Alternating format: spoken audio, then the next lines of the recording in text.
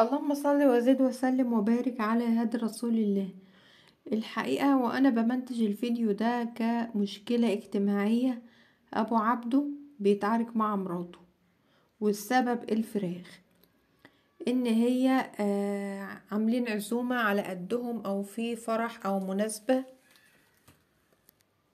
خطوبة ابن أختها، فقرروا يعملوا يعني قعدة عائلية كده وأكل ودي.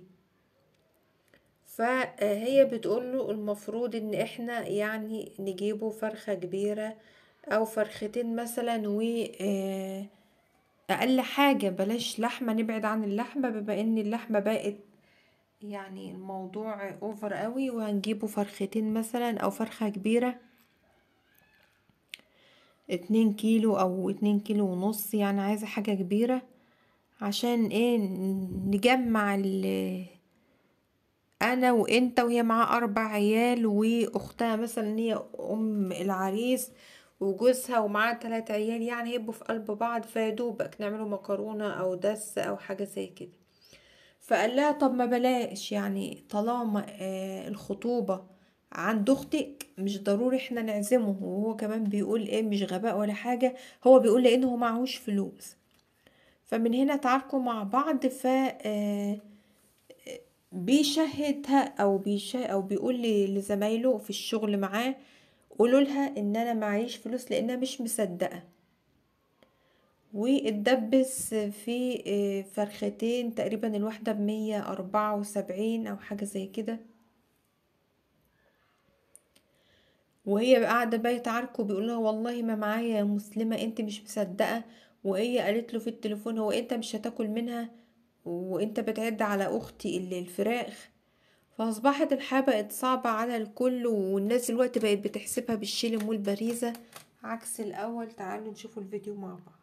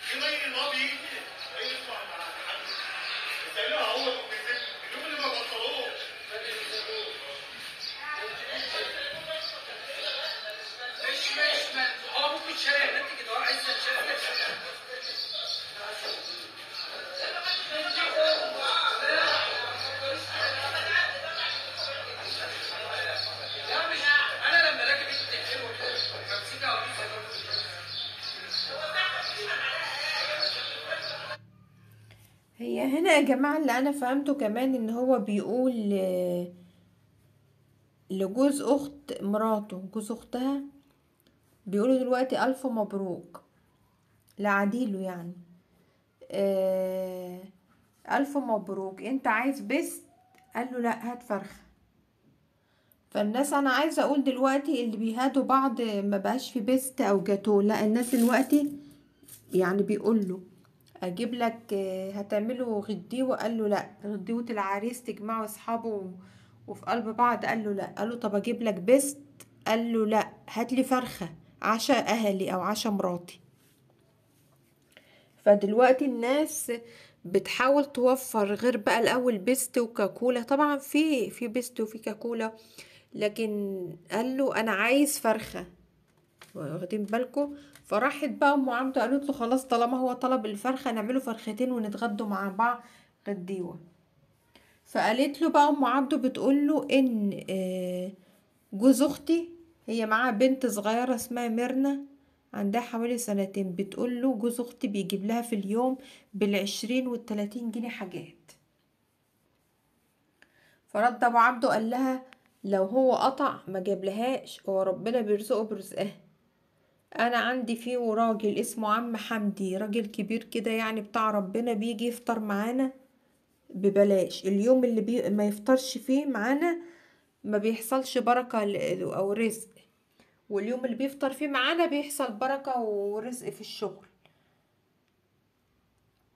يعني يا جماعة هتلف لفتك القعدة كلها على حاجة واحدة، وهي انا كنت عايزة فرختين، انت جبت فرخة ليه؟ طب مش ضروري. وده الفرخة مش عارفة الكيلو تقريبا ب68 او ب74. وبدأ من هنا العركة. و زمايل ابو عبده بيقنعوا مراته ان فعلا الحال واقف، وان هو جاب تمن الفرختين من الفلوس بتاعة الشغل، يعني استلف فلوس من فلوس الشغل لحد ما ربنا يفكها، وبعد كده يحط دي قصاد دي او ده بدل ده. فانا بس استغربت ان هو بيقول له اجيب لك بيست، يقول له لا انا عايز فرخة اكل عيالي، لو هدتني ما تجيبش بيست، هات فرخة. فالناس يعني دلوقتي بقت بتحسبها حسابات تانية خالص.